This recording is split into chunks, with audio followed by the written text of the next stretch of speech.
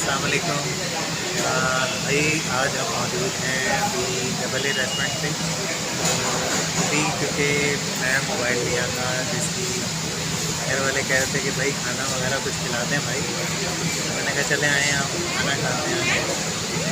अभी हम इस टाइम मौजूद हैं डबल ए रेस्टोरेंट पे। माशाल्लाह ये उन्होंने रेनोवेट किया, बहुत ज़बरदस्त हो गया।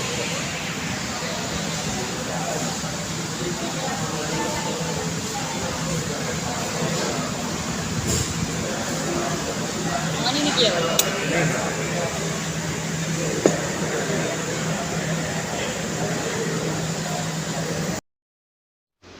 तो गाइस जो भी आप अच्छा, जो ये वीडियो आप देख रहे हैं अभी ओप्पो न्यू मोबाइल की जो मैंने अभी परचेज़ किया है ओप्पो A16e, कमेंट बॉक्स में उसका लाजमी रिजल्ट है बताइएगा बैक कैमरे का।